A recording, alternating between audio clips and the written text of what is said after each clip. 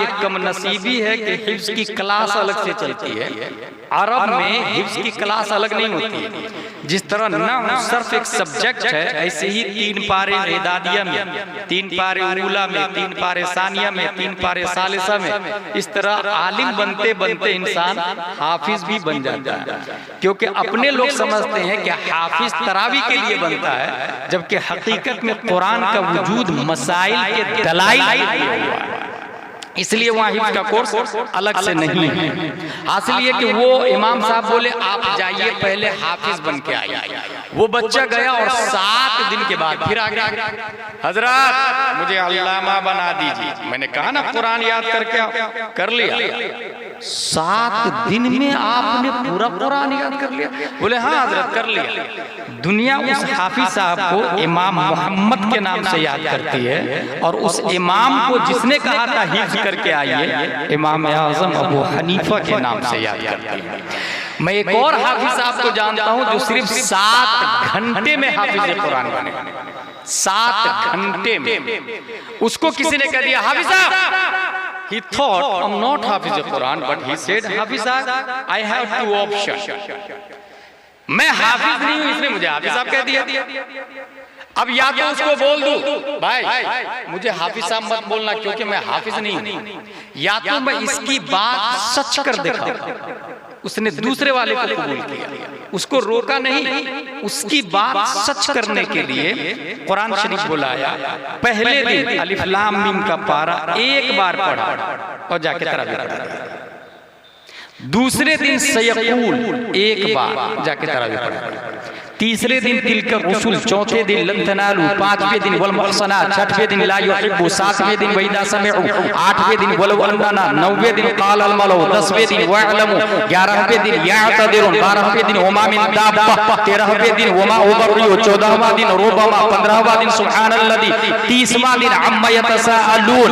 ये पढ़ने के टाइम को जब जोड़ा गया तो तखमीनन 7 घंटे में हाफिज़े कुरान बनने वाला कोई और नहीं, हमारे हिंदुस्तान का पूत 10 शव्वाल 1272 हिजरी 14 जून 1856 ईस्वी में तसर्रुफातों तहव्वुलात की करवटें लेता हुआ नबी अली खां की पीठ से बरेली की धरती पर पैदा होने वाला सुन्नियों की आन बादशाह इमाम अहमद रज़ा खां।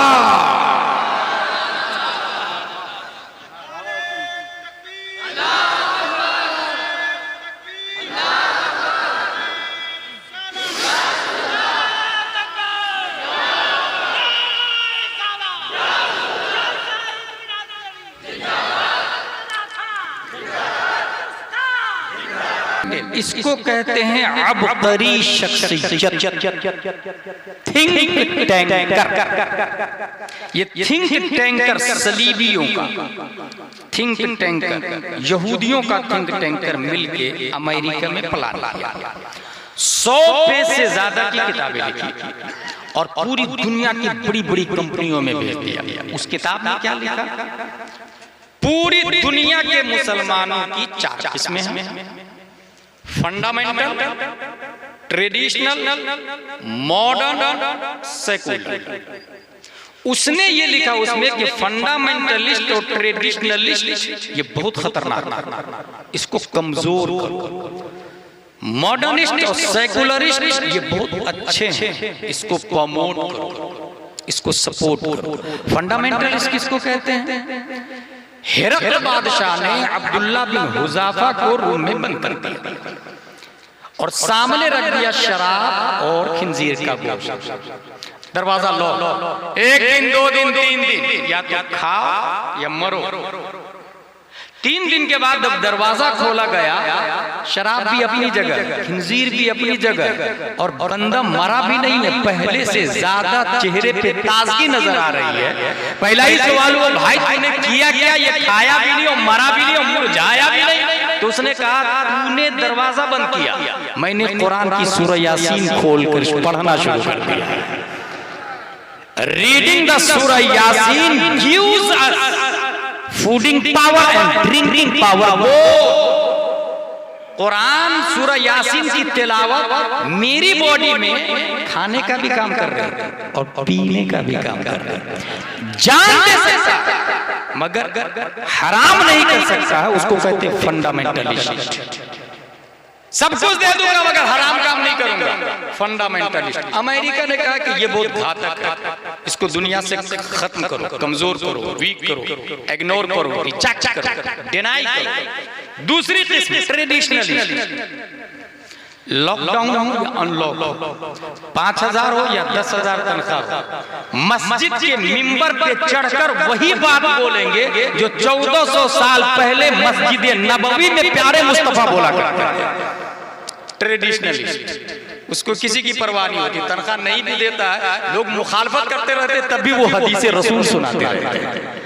यहूदियों ने सोचा कि ये इतने खतरनाक है कि बगैर मिलावट के, बगैर जबरजेर पेश की चेंजिंग के वही बात बताते हैं जो नबी ने बताई थी। ये 1400 साल बाद के छपरा के मुसलमानों को मदीने के मुस्तफा से बोल रहे हैं और ऐसे बयान कर रहे गोया नबी सल्लल्लाहु तआला अलैहि वसल्लम ने हमारे ही लिए कहा इसको कमजोर करो। ये दो को कहा क्या उसने, कमजोर करो। किसने? Think tanker. तीसरी मॉडर्निस्ट, किसको कहते हैं? कोट पैंट टाई मुफ्ती पहन सकता है। पहले चैनल नहीं था ना, अब चैनल घर में रख के देख सकते हैं ना, न्यूज, बॉलीवुड, हॉलीवुड, टॉलीवुड, कोई कबात नहीं। मॉडर्निस्ट मुसलमान ऐसे कहा जाता है। हालत नमाज में मोबाइल जेब में, रिंगिंग हुई, मोबाइल निकाला, प्ले किया, ओके क्या कहा, अना फिस सलाह, अब फिर जेब में रख लिया और नमाज भी नहीं टूटी। मॉडर्निस्ट। अमेरिका ने कहा कि इसको आगे बढ़ो, ये अपने काम के लोग हैं। जूं टेक्नोलॉजी आगे बढ़ेगी ये इस्लाम को छोड़कर मॉडर्निस्ट को अपनाते चले जाएंगे, मॉडर्न चीजों को अपनाते चले जाएंगे। चौथी किस्म इससे ज्यादा खतरनाक, वो है सेकुलरिस्ट। वो क्या है? अगर हुजूर शेरे बिहार आले रहमा का मजार शरीफ आ जाए, अस्सलाम वालेकुम हजरत, और अगर मंदिर आ जाए राम राम, सेकुलरिस्ट। बोले ये बहुत अच्छे हैं हमारे लिए, जिसको लादीनियत कहा जाता है, इसको सपोर्ट करो। अगर मुल्क वाले भगा दे तो तुम नेशनलिटी दोगे, जसलाक जाकिर नायक, तस्लीमा नसरी, सलमान रश्दी, ये सेकुलरिस्ट। आप भगा देंगे वो नेशनलिटी दे देंगे। यही थिंक टैंकर पूरी दुनिया में सिक्का चल रहा है टर्की का, पूरी दुनिया में, और इतना महान सिक्का कि आप अंदाजा लगाए, छपरा का आदमी हैदराबाद की मक्का मस्जिद का मुतवल्ली हो तो वो बेवकूफ नहीं होगा, वो जीनियस होगा, वो पावरफुल होगा, वो होशमंद होगा। टर्की में रहने वाला काबा का मुतवल्ली, मस्जिद नबवी का मुतवल्ली था, वो बेवकूफ नहीं था। उसको रिजेक्ट करने के लिए और निस्तो नाबूद करने के लिए पूरी दुनिया में फर्स्ट वर्ल्ड वॉर का वजूद होता है, WW1, और ये शुरू होता है 28 जुलाई 1914 से और खत्म होता है 11 नवंबर 1918। 3 करोड़ लोग मारे गए थे फर्स्ट वर्ल्ड वॉर में, 3 करोड़ लोग। फर्स्ट वर्ल्ड वॉर एंड होता है और टर्की में सल्तनत उस्मानिया का खात्मा हो जाता है। फिर मीटिंग बैठती है स्पेन में, और यही थिंक टैंकर लोग मीटिंग बैठाते हैं, और मीटिंग में ये पास हुआ कि टर्की में हमारा आदमी रहेगा, और उस आदमी का इंतखाब हुआ जिसका नाम था कमाल अतातुर्क। और फिर 9 कानून दिया टर्की में लागू करने के लिए कि ये 9 कानून है, इसी 9 कानून के जरिए टर्की से हमेशा के लिए इस्लाम का खात्मा कर देना है। अगर वो 9 कानून आपने समझ लिया तो आपको इस्लाम की हिफाजत करने का सलीका आ जाएगा। कानून नंबर 1, दस्तूर से सरकारी मजहब इस्लाम की शिक को खारिज कर दी जाए। इसका मतलब ये है कि सिस्टम में इस्लाम का कोई नियम नहीं होना चाहिए। आप लोग को पता है सुप्रीम कोर्ट ऑफ इंडिया में कौन बैठता था? मुफ्ती साहब बैठते थे। सुप्रीम कोर्ट ऑफ इंडिया में कौन बैठता था? मुफ्ती साहब बैठते थे।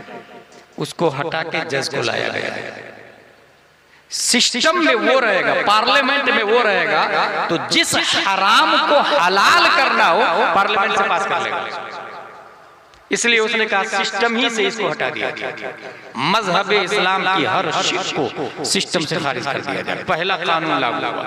इसका मतलब ये हुआ कि अगर छपरा में, बिहार में, इंडिया में इस्लाम को बचाना हो तो सिस्टम में आना। कानून नंबर 2, मुल्क भर में दीनी मदारिस खानकाहों पर पाबंदी लगा दी जाए और मजहबी तालीम पे पाबंदी लगा दी जाए। मदारिस पे पाबंदी, खानकाहों पे पाबंदी और मजहबी तालीम पे। मदारिस पे क्यों पाबंदी? क्योंकि अगर मदरसा रहेगा तो फिर से अल्लामा इब्ने अरबी बने और फिर से कोई अर्तुगरुल गाजी पैदा हो जाए। इसलिए न रहे बांस न बजे बांसुरी। जिस वक्त स्पेन को टारगेट किया गया था और स्पेन को खत्म किया गया था तो तकरीबन 2 लाख से ज्यादा उलमा को ये लॉलीपॉप दिया गया। क्या आप गुंबद खतरा की ज़ियारत करना चाहते हैं, हज करना चाहते हैं? बोले हाँ चाहते हैं ना। बोले आइए ना, कश्ती में बैठिए ना। कश्ती में बैठाया और बीच समंदर में ले जाके कश्ती को डुबो दिया। ये स्पेन की तारीख बता रहा हूँ, क्योंकि उलमा रहेंगे तो फिर से कोई आलिम पैदा हो जाएगा। यहीं से क्या पता चला? छपरा में 100 जाहिल मिलके भी किसी एक जाहिल को आलिम नहीं बना सकता, मगर एक आलिम जिंदा है तो वो हजारों जाहिल को अल्लामा बना सकता है।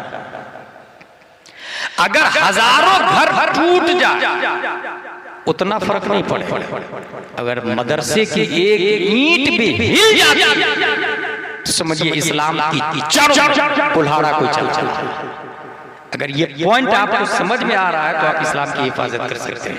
और अज़हरुल उलूम की क्या अहमियत है इस्लाम में, इसका अंदाजा लगा सकते हैं।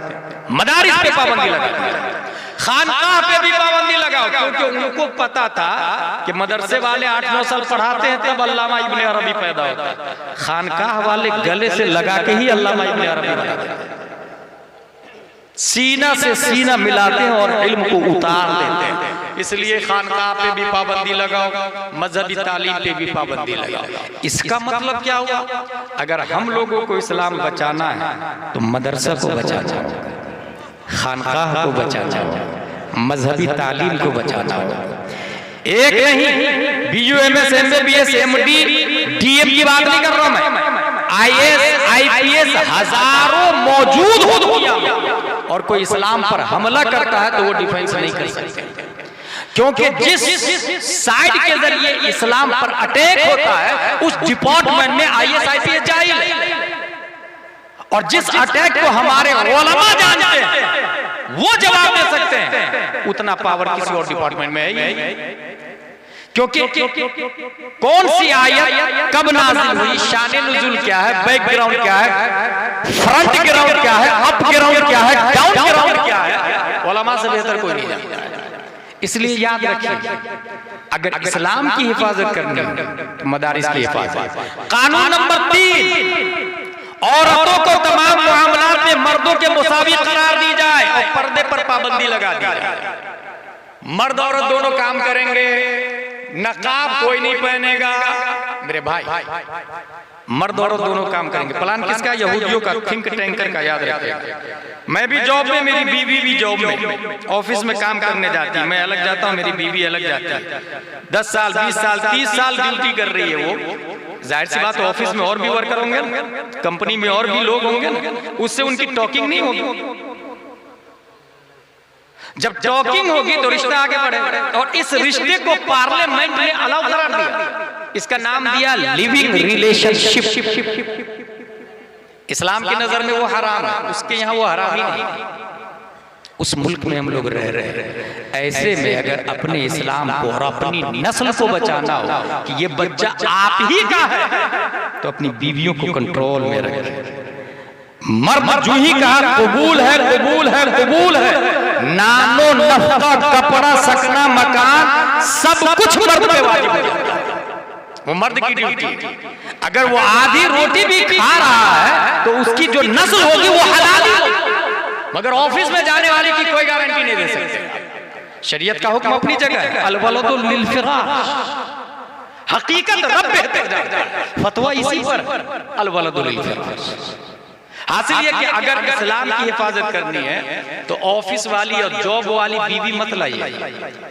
घर की रानी, कुरान शरीफ पढ़ने वाली, हदीस शरीफ पढ़ने वाली, बाहर शरीयत, कानून शरीयत पढ़ने वाली, घर के अंदर रहने वाली, क्योंकि खून, पसीना, आदि, तूफान, कुल्हाड़ा, फावड़ा, ड्यूटी, जॉब, नौकरी सब मैं करूंगा। घर की इज्जत आपके हवाले, घर की शान और शौकत आप हैं। यही इस्लाम। पर्दे पर पाबंदी, पर्दा करके कोई औरत नहीं आएगी मार्केट में। अभी हाल में आप लोगों ने सुना ना मुस्कान का मामला, वो आप लोग को लगता है ना कि ये मुस्कान का मामला, मुझे तो नहीं लगता। मुझे तो सीधे 1400 साल पहले की मुस्कान नजर आती है। हुजूर सल्लल्लाहु अलैहि वसल्लम मदीना शरीफ पहुंचे, 3 बड़े कबीले वहां मौजूद थे, बनी नुबैर, बनी कुरैजा, बनी कैनका। कैनका वालों ने गद्दारी की और एक सहाबिया मोमिना को कहा नकाब उतार। उसने कहा नहीं उतारूंगी। कहा उतार। भरे मैदान में, बाजार नकाब उतार, नहीं उतारता। जबरदस्ती यहूदी लोग जाके नकाब उतारते। वो खातून चिल्लाई बचाओ बचाओ। एक मुस्लिम की गैरत के गाल पे थप्पड़ पड़ता, तलवार लगाई और उस यहूदी की गर्दन उड़ा दी। बहुत सारे यहूदी आके घेर लिए, उनको भी शहीद कर दिया। मौके वारदात के प्यारे मुस्तफा सल्लल्लाहु अलैहि वसल्लम पहुंचे, बजाय शर्मो हया के चुल्लू भर पानी में डूब मरने के यहूदियों ने जानते हैं क्या कहा नबी से? मोहम्मद तुम क्या समझते हो, अबू जहल से जीत गए तो हमसे भी जीत जाओगे? वो मुशरिक थे, हम किताबी है, किताबी। हिम्मत है तो लड़के बताओ हमसे। सहाबा ने यहूदियों के चैलेंज को कबूल कर लिया और एक जंगे बनी कैनका मारी से वजूद में आती है। जब सहाबा लड़ने के लिए मैदान में उतरे हैं तो डर के मारे ये फट्टू और बुज़दिल कौम यहूदी दरवाजा बंद कर, किला का दरवाजा खोलकर मैदान में लड़ने को कोई तैयार नहीं। इतने बुज़दिल है, याद रखिए, लड़ने को तैयार नहीं। और एक दिन 2 दिन नहीं, 15 दिन तक दरवाजा बंद करके रखा इन्होंने किला। डर के मारे कोई बाहर नहीं आया। 15 दिन के बाद जब खाने पीने के वांदे हो गए, बाउंड्री वॉल पे चढ़े, हम हार गए, आप जैसा कहेंगे वो ऐसा करेंगे। दरवाजा खोला गया। हुजूर सल्लल्लाहु अलैहि वसल्लम ने फरमाया बार बार बदअहदी करते हो, मदीना खाली करो। यहूदियों से मदीना को खाली करेगा। वो लोग कहाँ गए पता है आप लोग? वो लोग भाग के कई हिस्सों में मुंतकिल हुए और ज्यादातर लोग शाम की तरफ आए। शाम को इंग्लिश में सीरिया कहा जाता है। उसमें 3 मुल्क हैं, उर्दून, लिबनान, फिलिस्तीन। फिलिस्तीन पे इन्होंने धीरे से पांव जमाया और जबरन इजराइल बनाया। इंडिया का काफिर इजराइल जाता है, वहां से उन्हीं लोगों से ट्रेनिंग लेता है जिसने नकाब उतारने के जुर्म में मदीना छोड़ा और मदीना से भगाए गए। और फिर वो आके मुस्कान से कहता है नकाब उतार। कनेक्टिविटी समझ में आ रही है कुछ? यहाँ आके बोलता है नकाब उतार। यहाँ करना क्या है? वो तो मुस्कान थी जो डेयरिंग से काम की, मगर उसी कर्नाटका की बात है। जब एक औरत नकाब पहन के अंदर जा रही थी, वॉचमैन ने कहा यू कांट इंटरफियर इन नकाब, यू हैव टू रिमूव। इसके साथ आप नहीं घुस सकते, नकाब उतारे। उसने कैमरा के सामने नकाब उतारा, सोशल मीडिया पर वायरल हुआ, लोगों ने देखा। साड़ी और ब्लाउज में वो अंदर गई। वो मुस्लिम जो गई है ना, ये सिर्फ और सिर्फ जिम्मेदार वो नहीं, दरअसल ये हर इंडिया का वो मोमिन जिम्मेदार है जिसको अल्लाह ने दौलत दी और वो एफडी करके रखा है, वो LIC करके रखा है, वो 2-3 मकान बना के रखा है, वो 2-3 एकड़ और बीघा से जमीन खरीद के रखा है। ये बेटा के लिए, ये पोता के लिए, ये परपोता के लिए माँ बहन के कपड़े उतारे जा रहे हैं और वो एफडी नहीं तोड़ रहा। चाहिए तो ये था कि अगर गैरत बाकी होती तो उस खातून से कहते तू नकाब पहन, बच्ची को स्कूल से बाहर निकाल और ऐसी स्कूल के गेट पे जूते चप्पल का हाल डाल। हम अपनी स्कूल खोलते हैं, हमारी दौलत किस काम की? अपना कॉलेज होगा, अपनी स्कूल होगी, अपना हॉस्पिटल होगा। जब अपनी स्कूल होगी, सिलेबस हमारा होगा, सिस्टम हमारा होगा, यूनिफॉर्म हमारा होगा। अगर इंग्लिश भी हम दाखिल करेंगे तो साथ में दीनियात भी दाखिल करेंगे, कुरान का हिफ्ज़ भी दाखिल करेंगे, दर्सियात भी दाखिल करेंगे, कंजुल ईमान और फतवा रज़विया भी दाखिल होगा। और जब जारी आएगी यूनिफॉर्म की तो हम आधा कपड़ा पना पहना के बहनों को स्कूल नहीं बुलाएंगे, बल्कि लड़कों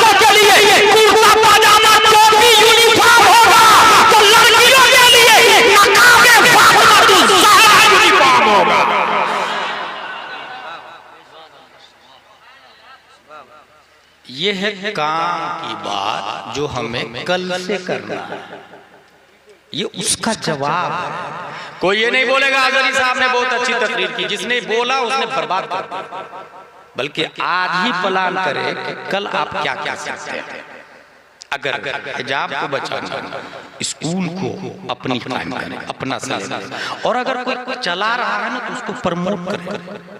अपने वाला कोई खोल रहा, बिजनेस की नीयत से खोलना कोई बात नहीं, जायज है ना, बिजनेस की नीयत से खोले ना, बेहतरीन फीस रखे ना, एक साल में 2 लाख रुपया फीस रखे, हाई फाई सिस्टम रखे, हाई फाई सिस्टम, और जितने लोग हैं सब वहां भेजे बच्चों को।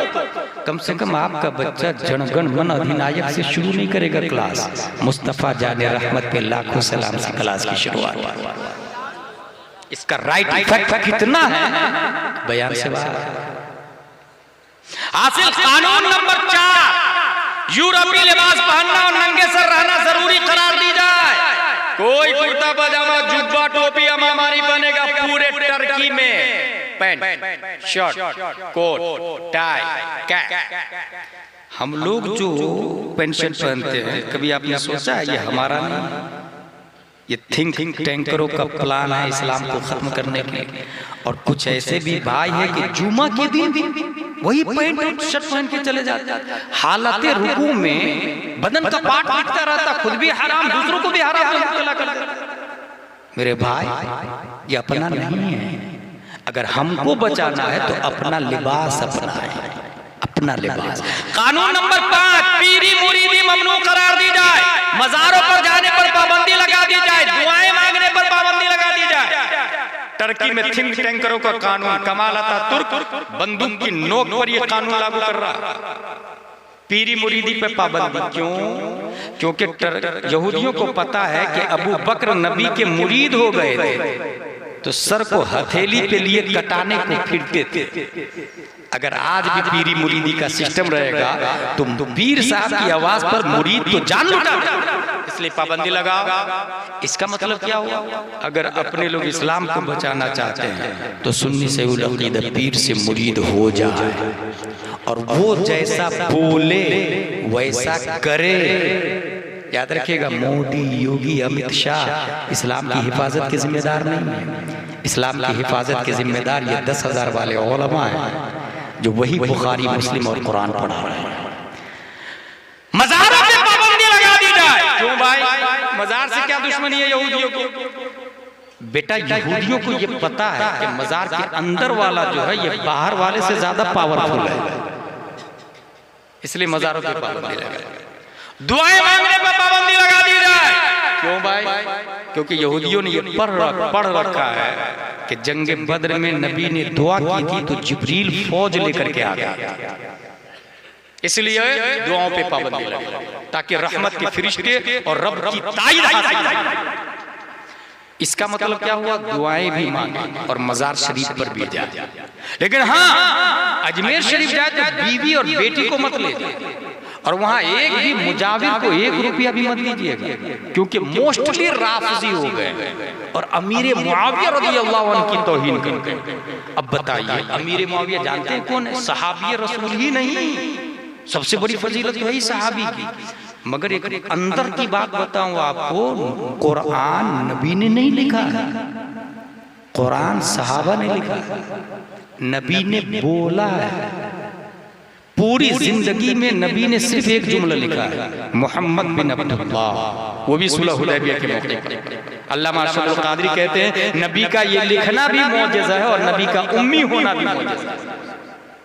नबी ने पूरी जिंदगी में एक जुमला लिखा, जबकि मुअल्लिमे कायनात पूरी दुनिया, पूरी यूनिवर्स के टीचर, बल्कि ऐसे टीचर कि ऑक्सफोर्ड, कैम्ब्रिज, जेएनयू वालों से जाके पूछ ले कि आपके पास एक भी स्टूडेंट या टीचर कोई ऐसा है जो ऑल डिपार्टमेंट में एक्सपर्ट हो, तो बोलेगा no, I don't have any student like this. किसी न किसी डिपार्टमेंट में तो वो कमजोर होगा, मगर हुजूर सल्लल्लाहु अलैहि वसल्लम मुअल्लिमे कायनात है, इसलिए उनका ये चैलेंज है, अस्हाबी कल मजूद बिअजलिहिम इब्तदयतु बिहितदयतु, my every student is successful in all department. मेरा हर स्टूडेंट इतना कामयाब है कि कयामत तक उनमें से किसी एक की पैरवी कर ले, जहां भी कामयाब हो क्योंकि वो मुअल्लिम कायनात है। तो कुरान नबी ने नहीं लिखा है, 14 सहाबा ने कुरान लिखा है। 14 सहाबा में 7वें नंबर पर हजरत अमीर मुआविया रज़ियल्लाहु ताला अन्हु। और ये मर्द लोग उनको गाली देते हैं, जहन्नमी कहते हैं, माशाअल्लाह या रब्बिल आलमीन। भाई यजीद जहन्नमी है ना, वो मरदूद खबीस लानती है ना। लेकिन बेटा मुजरिम हो तो बाप पर हुक्म आयद होगा, तो फिर नूह अलैहिस्सलाम का बेटा भी तो काफिर है, क्यों नूह अलैहिस्सलाम पे लान तान करेंगे। हदीस है यजीद जहन्नमी है, अमीर मुआविया जन्नती है। और ऐसे जन्नती कि वो हादी भी है, महदी भी है, ऐसे जन्नती कि वो फिक्र भी है, फकीह भी है, और सबसे बड़ी बात यह है कि वो सहाबी रसूल मोमिनों के मामू भी है। अंदर की बात पता है आपको, रिश्तेदार है वो।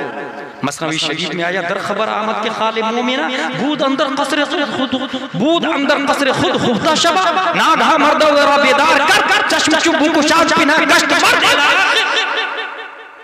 हासिल ये कि अजमेर शरीफ, अच्छा हो सकता है आप में से कुछ लोग स्मार्ट बनते नहीं यार, अजमेर में रहने वाला ख्वाजा का मुजाविर और खादिम गलत कैसे हो सकता है?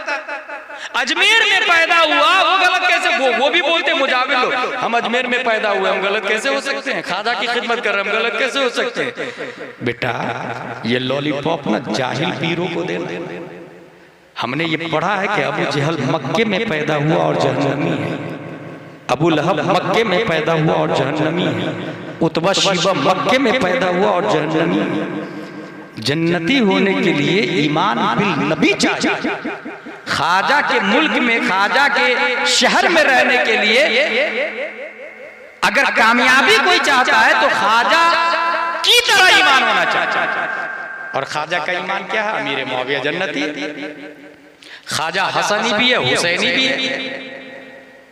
इसलिए मज़ारों पर जाएंगे, बीवी बेटी को नहीं ले जाएंगे। वो जो पैसा आप वहां देने जा रहे हैं ना, उससे अच्छा है मदरसे में दे दीजिए। कुछ लोग इसाले सवाब में भी देखता रहता हूँ, बहुत खास बात, इमाम साहब मेरे वालिद साहब का इंतकाल हो गया, 10 बेटियां मेरे वालिद साहब के इसाले सवाब के लिए 10 मस्जिदों में डलवा दीजिएगा। और 40वां करना है, कम से कम 1 लाख लोग का खाना करना। मेरे वालिद साहब बहुत प्यार करते थे मुझसे और अल्लाह ने मुझको दौलत दी है, इसलिए 1 लाख लोग का खाना, खर्चा 25,000। ठीक है भाई। वो जो 10 पेटियां दी, गौर कीजिएगा, वो 10 पेटियां कहाँ रखाई? मस्जिद में। पढ़ा किसने? दूसरे ने अपने बाप के नाम से दिया था तो आपने पढ़ा था। फिर जब आप अपने बाप के नाम से देंगे तो दूसरा क्यों पढ़ेगा? बेवकूफ है दुनिया क्या? कमा तदीनो तो दान, टीट फॉर ट्रेड, कुरान शरीफ में आया, जैसी करनी वैसी भरनी। दूसरों के लिए आप नहीं पढ़ेंगे, वो दूसरा आपको पढ़ पढ़ के देगा।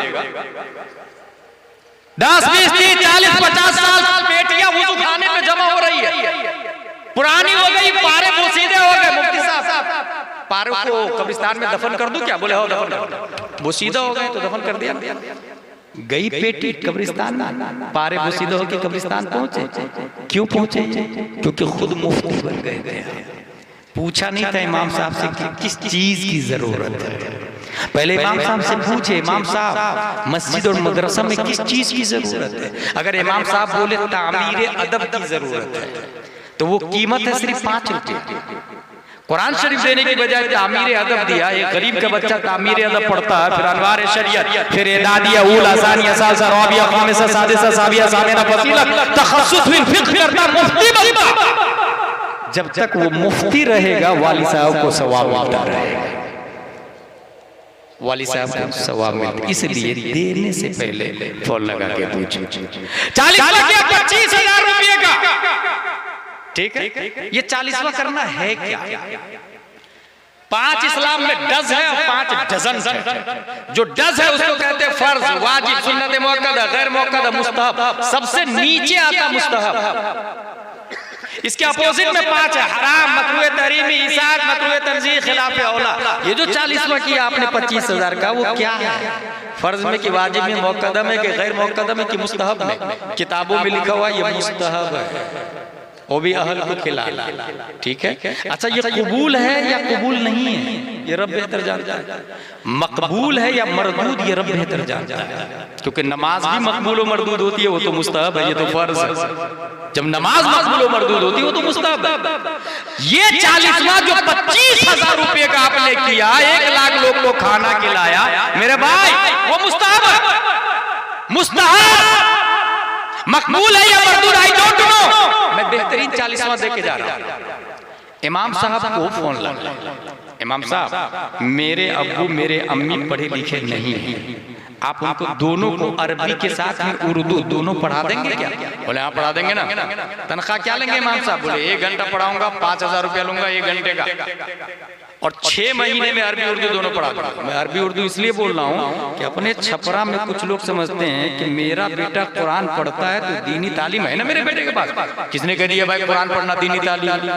अंडरस्टैंडिंग का नाम दीनी तालीम है कि रीडिंग का नाम दीनी तालीम? वुजू में कितने फराइज है आप बता दें कुरान में किस आयत से साबित? जहां लिखा हुआ है वुजू में 4 फराइज है, वो पढ़ना समझना ये दीनी तालीम, और वो उर्दू में लिखा हुआ है। इसलिए अरबी के साथ में उर्दू लाजिम है, लाजिम। 6 महीने में अरबी उर्दू दोनों पढ़ा दूंगा। तनख्वाह कितनी? 5,000। 6 महीने के कितने हो गए? 30,000। अब ये जो आपने 6 महीने के 30,000 रुपये दिए, ये 40वां मरने के बाद ही नहीं होता, जीते जी भी 40वां होता है। ये हमारे उलमा बताते हैं, जीते जी भी 40वां होता है। जब 40वां जीते जी होता है तो ये जो आपने अपनी माँ अपने बाप को पढ़ाया, इस पीरियड में इंतकाल किया तो वो शहीद है, और आपने फर्ज तालीम हासिल करने के लिए 30,000 रुपया लगाया तो वो यूं भी मुस्तहब से ऊपर उठ गया, सुन्नत मुअक्कदा गैर मुअक्कदा से ऊपर उठा फर्ज हो गया। इसलिए वो 1 लाख लोगों का खाना खिलाना मुस्तहब, मकबूल या मरदूद नहीं मालूम, लेकिन वही अगर 30,000 या 25,000 इमाम साहब को दिया और आपने अपनी माँ और अपने बाप को पढ़ाया तो उनका शुमार अगर उस पीरियड में इंतकाल हुआ तो शहीदों में शुमार होगा, और ये मुस्तहब नहीं फर्ज में दाखिल हो जाएगा। अगर हर शख्स ये प्लान कर ले तो खुदा की कसम छपरा जिले में कोई बूढ़ा जाहिल होकर नहीं मरेगा, जब मरेगा तो वो आलिम मरेगा। जहालत का खात्मा होगा, दीनी माहौल होगा हासिल, पीरी मुरीदी ममनू करार दी जाए, मज़ारों पे पाबंदी, दुआएं मांगने पे पाबंदी। कानून नंबर 6, हिजरी तकवीम खत्म करके शमसी कैलेंडर राइज कर दिया। क्या कानून लगाया? आज कितनी तारीख है? 10 मार्च 2023। शाबान की कितनी तारीख? ये किसी को नहीं मालूम। ये प्लान है यहूदियों का कि हिजरी अगर बाकी रहेगी तो हिजरत मुस्तफ़ा भी याद आए, और जिसने हिजरत को राइज किया वो उमर फारूक आजम भी याद आए। इसलिए हिजरी को खत्म करो और शमसी कैलेंडर राइज करो। जितने लोग तारीख अभी चला रहे हैं सब उसी की पैदावार, सब उसी में मुलव्विस, सब वही फॉलो कर रहे हैं। अल्हम्दुलिल्लाह, अगर आपको हिजरी तारीख देखना हो तो ये हमारे अताए मुफ्ती आज़म हिंद हुज़ूर अज़हरुल क़ादरी है, अज़हरुल उलूम वालों से पूछे, मदारिस के बच्चों से पूछे, वही चांद भी देखते हैं, वही गवाही भी देते हैं, वही आपको बताते भी है कि भाई आज शाबान है, आज रमजान है, आज ईद है। गोया इस्लाम इन्हीं लोगों ने जिंदा करके रखा है, इन्हीं लोगों ने। कानून नंबर 7, जुमा की छुट्टी खत्म करके इतवार की छुट्टी का ऐलान कर दिया जाए। जुमा की छुट्टी नहीं होगी, इतवार को छुट्टी होगी। क्यों? इसलिए कि जुमा हफ्ते के लिए थे, और इन लोगों को पता है कि जुमा में इमाम तकरीर करता है तो 7 दिन में जो दिल में कुफ्र, शिर्क, फिस्को, फुजूर का असर जो होता है ना, इमाम की तकरीर से वो असर धुलता है। इसलिए जुमा की छुट्टी खत्म कर दो, कोई जुमा पढ़नी नहीं है, इतवार को छुट्टी होगी, जुमा की अहमियत ही खत्म हो जाएगी। नतीजतन जितने लोग इतवार को छुट्टी मना रहे हैं और जुमा पढ़ने नहीं जा रहे हैं, सब यहूदियों को फॉलो कर रहे हैं, उसके सिस्टम को आगे बढ़ा। आप कभी अपने बच्चों से पूछिएगा, बच्चों शनिचर को क्या करते हो? बोले पढ़ाई करते हैं, इतवार को छुट्टी रहती है, पीर को पढ़ाई करते हैं, मंगल बुध जुमेरात पढ़ाई करते हैं, जुमा को पढ़ाई करते हैं, शनिचर को पढ़ाई करते हैं, संडे को छुट्टी हुई। अब अजहरुल उलूम में आ जाए, इनसे पूछे शनिचर को क्या करते, बोले क्लास लगती है, इतवार को क्लास लगती है, पीर को क्लास लगती है, मंगल बुध को क्लास लगती है, जुमेरात को आधे दिन क्लास लगती है, आधे दिन बज़्म करते हैं, नाज शरीफ याद करते हैं, तकरीर शरीफ याद करते हैं, जुमा को छुट्टी रहती है, कपड़े धोते हैं, नहाते हैं, खुशबू लगाते हैं, मिसवाक करते हैं, नबी की सुन्नत को जिंदा करते हैं, जुमा का एहतमाम करते हैं। गोया इस्लाम के इस सिस्टम को अगर किसी ने जिंदा करके रखा है तो वो अज़हरुल उलूम के उलमाए किराम, वो मदारिस के उलमाए किराम। और कानून नंबर 8 बताऊं, अरबी जुबान में कुरान की इशाअत पे पाबंदी लगा दी जाए। कुरान अरबी में नहीं छपेगा, टर्किश में छपेगा। कौन कानून लगा रहा है? कमाल अतातुर्क, यहूदियों का थिंक टैंकर द्वारा पास किया हुआ कानून। क्यों? इसलिए कि जब कुरान ओरिजिनल अरबी में नहीं रहेगा तो जर जुबान तालु से मिलकर कौफ अदा होता है, किनारा जुबान दार से मिलकर गौद अदा होता है, बीच जुबान तालु से मिलकर जीम शीन या अदा होता है, ज़ा ज़ा ज़ा जीम वो क्या फर्क है टर्की में पता ही नहीं चलेगा।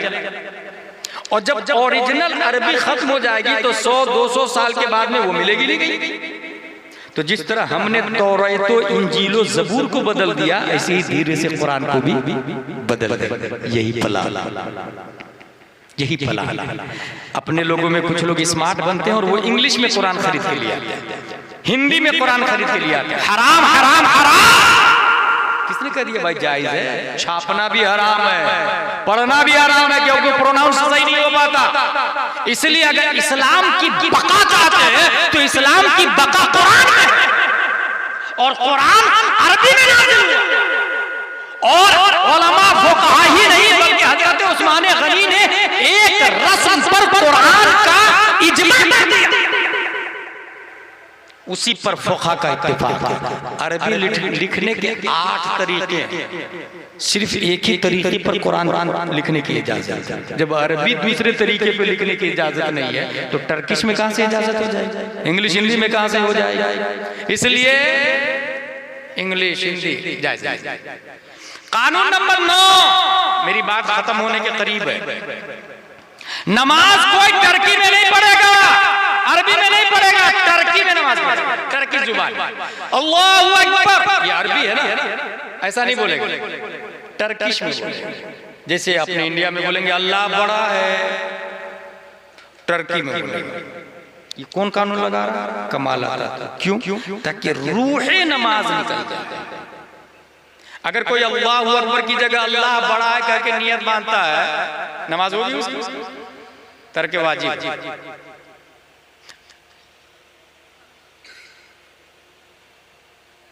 नमाज में दाखिल ही नहीं होगा, शुरुआती बात। मेरे भाई, ये रूह नमाज निकालने के लिए ये 9 कानून यहूदियों ने, थिंक टैंकरों ने कमाल अतातुर्क के जरिए लागू कर दिया, बंदूक के नोक पर। अब एक बात बताता हुआ, इन लोगों का प्लान था ये अक्ल के जरिए हम इस्लाम को खत्म कर, इस्लाम को डिस्ट्रॉय कर। और ये थिंक टैंकर अपने आप को माइंडेड और जीनियस समझ रहे। मगर याद रखें आप लोग, कितने भी माइंडेड आदमी दुनिया में पैदा हो जाए, वो इस्लाम को ओवरटेक नहीं कर सकता, वो इस्लाम को बीट नहीं कर सकता। फॉर एग्जाम्पल 1817 की बात है, जब पहली बार दुनिया में जर्मन में साइकिल बनी थी, लोग दूर से देखने के लिए आए। 1894 की बात है, उसी जमाने उसी जर्मन में मोटरसाइकिल बनी, लोग साइकिल वाले को भूल गए। और ये बात बता रहा हूँ 1898 की, जब मारिया फरारी मार्केट में आया, 340 किलोमीटर पर आवर की रफ्तार, लोग सबको भूल के उसको दाद दे रहे हैं, लेकिन उसने सबको बीट कर दिया ना। अक्ल जिसकी ज्यादा हो। 4 अक्टूबर 1957 में पहली बार सैटेलाइट को छोड़ा गया सोवियत यूनियन के जरिए। 1879 ईस्वी में आइंस्टाइन की रिसर्च पैदा होकर के उसकी रिसर्च आई थी कि रोशनी की रफ्तार सबसे ज्यादा है। मैं यहाँ ये कहना चाहता हूँ कि थिंक टैंकर और कितने भी माइंडेड आ गए, वो इस्लाम को ओवरटेक क्यों नहीं कर सकते? वो इस्लाम को पीछा क्यों नहीं कर सकते? इसलिए कि आदम से लेकर क़यामत तक जितने लोगों को अल्लाह ने अक्ल दी है वो सब एक ज़र्रे रेत की तरह है और सरापा रेगिस्तान प्यारे मुस्तफ़ा सल्लल्लाहु अलैहि वसल्लम को। इसकी एक और मिसाल, मैं मोटी मिसाल देता हूँ। ये जमीन काजू किशमिश पिस्ता अखरोट ही नहीं देती है, बल्कि इंसान को पैदा करती भी है और सड़ा गला डालती है। लोगों ने सोचा जमीन सबसे ज्यादा ताकतवर है। You are our God, we are praying for you. अक्लमंदों ने जमीन को खुदा माना और इबादत शुरू कर दी। लेकिन 50 ग्राम पत्थर ले और 200 ग्राम मिट्टी के ढेले से टकराए। जब टकरा के देखा तो मिट्टी का ढेला टुकड़ा टुकड़ा हो गया। अक्ल अपडेट हुई कि न, मिट्टी खुदा नहीं हो सकती, जमीन खुदा नहीं हो सकती, पहाड़ खुदा है, पत्थर खुदा है, इबादत उसकी होनी चाहिए। माउंट एवरेस्ट 8,848 मीटर ऊंचाई, जबराल्टा, गिरनार, उसकी पूजा शुरू हो गई। लेकिन धमतरी के एरिया छत्तीसगढ़ में आप चले जाए, 5, 10, 20 टन की चट्टान को मशीन उठा करके सीधा दूसरे मशीन में डाल दिया, उसे पाउडर बना के ट्रेन के डब्बे में डाल दिया। अक्ल प्लेटेड। पत्थर थोड़ी ताकतवर है, लोहा ज्यादा ताकतवर है। पत्थर को अक्लमंदों ने रिजेक्ट कर दिया, लोहा को सेलेक्ट किया। You are our God, we are praying for you. लेकिन जब दुनिया में भट्ठी का वजूद हुआ, उसी लोहे को जब भट्ठी में रखा गया तो उसने आग में लोहा को पिघलाकर सयाल माता बनाकर बहने पे मजबूर कर दिया। कुल्हाड़ी, फावड़ा, हसुआ, खुरपी लोहा को पिघलाकर गलाकर लोगों ने बनाना शुरू कर दिया। अक्ल अपडेट नहीं, लोहा ताकतवर नहीं है, आग वो ज्यादा ताकतवर।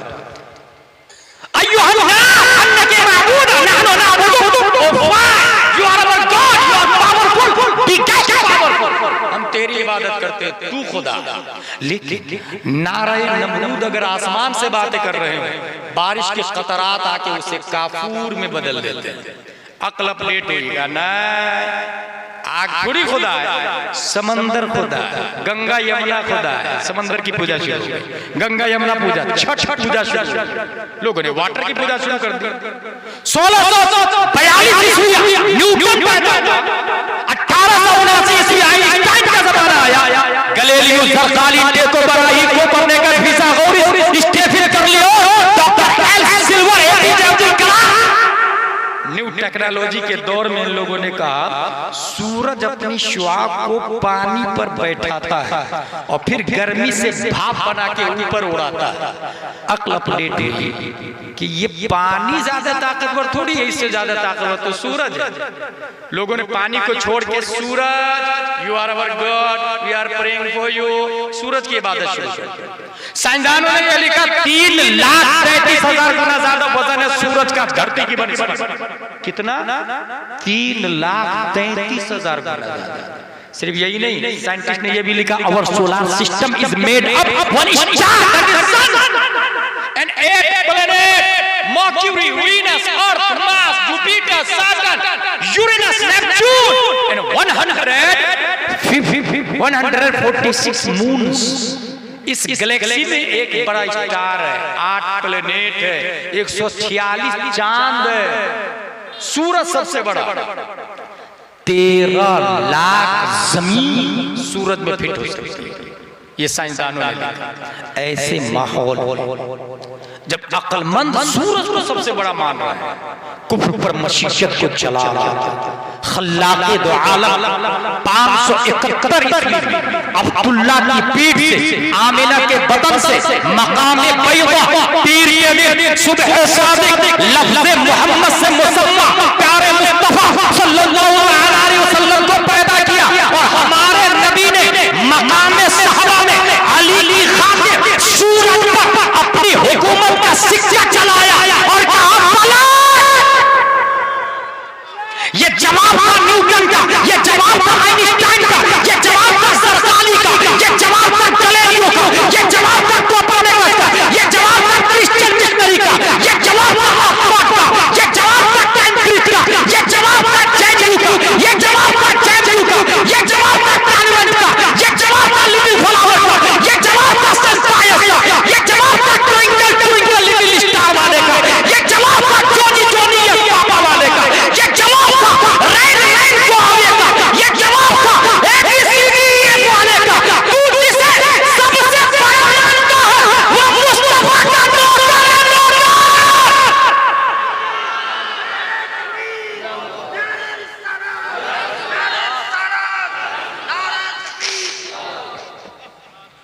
जब नौकर सबसे बड़ा जिसको समझ रहे थे वही नौकर निकला, सो लेट्स गो से ला इलाहा इल्लल्लाह मुहम्मदुर रसूलुल्लाह सल्लल्लाहु तआला अलैहि वसल्लम। मेरे भाई, इसलिए इस्लाम लेकर के हुजूर सल्लल्लाहु तआला अलैहि वसल्लम आए। हमारे नबी से ज्यादा जीनियस कोई है नहीं, इसलिए इस्लाम को कोई बीट नहीं कर सकता। इसमें कोई दो राय नहीं है कि इस्लाम तो जिंदा है, ये उलमा की वजह से। और जब तक आलिम, मेरी एक मुकम्मल तकरीर है 1 घंटे की, जब तक आलिम है आलम, आलिम खत्म आलम खत्म हो जाएगा, क़यामत आ जाए। इसलिए अगर मैं ये ऐलान करूं कि ताजुश शरीया मस्जिद बनानी है इस जगह मकेर में, कौन है जो पैसा देगा? कुछ होंगे सेठ हजरत, मेरी तरफ से पूरा सरिया, ओके, नाम लिख लें इनका, मेरी तरफ से पूरी सीमेंट, ओके, एक आदमी हजरत मेरी तरफ से पूरी ईंट, हो गया, मस्जिद बन गई।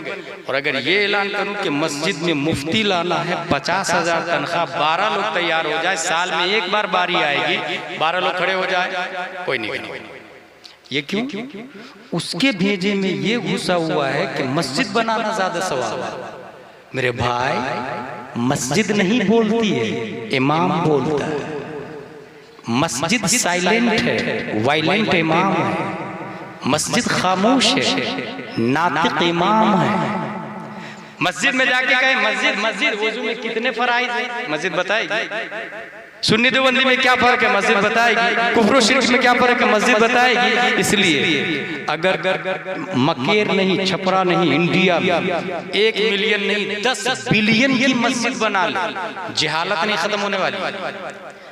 10 बिलियन की मस्जिद है और इमाम नाजरा खां, जहालत नहीं खत्म। और अगर मस्जिद खजूर की शाख, तना, पत्तियों से बनी हुई और इमामुल अंबिया, तो मुक्तदी अबू बकर पैदा होते हैं, उमर फारूक पैदा होते हैं, तलहा जुबैर और हंज़ला पैदा होते हैं। मदरसा है तो मस्जिद।